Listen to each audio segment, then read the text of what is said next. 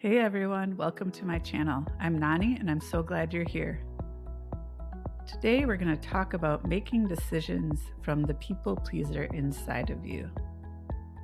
How many decisions in your life, your job, your relationships, even what you eat, were made by your people pleaser instead of you? If that question stings a little, you're not alone, especially if you're Gen X. We are raised to please. We grew up hearing things like, don't make a scene, be polite, just do what you're told. And we learned early on that being liked felt safer than being real. As Gen Xers, we were the middle kids of cultural change, raised by parents who survived harder times and wanted us to succeed, but emotional expression wasn't really part of the package. We were told to toughen up, to get over it, and to keep the peace. Good kids didn't talk back, good employees said yes, and good partners didn't make waves. So if you've spent decades saying yes when you meant no, or managing everyone else's comfort before your own, it's not because you're weak, it's because you were trained to survive that way. But here's the hidden cost. When you live to keep the peace, you slowly lose your inner voice. You end up exhausted, resentful, disconnected, because you've built a life around who you thought you had to be. And here's where it gets fascinating. In human design, there's something called the Emotional Solar Plexus Center, and it's that triangle there on the right side. It's the center that governs emotional energy.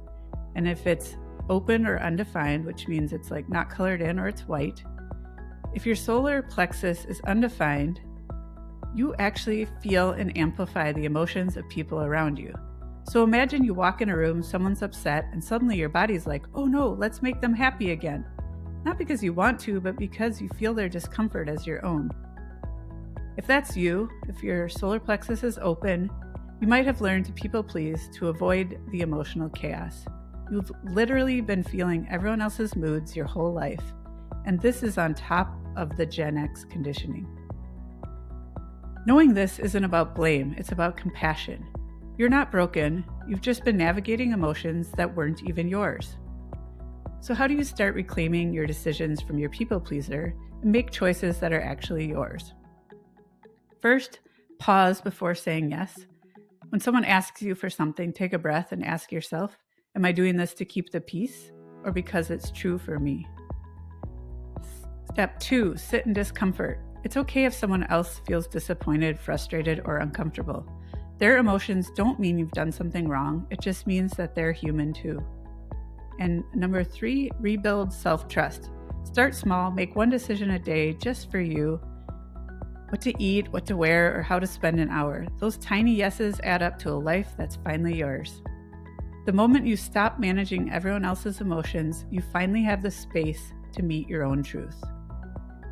Your people pleaser wasn't your enemy, it was your protector. It helped you survive in a world that didn't always honor your feelings. But you don't need that armor anymore.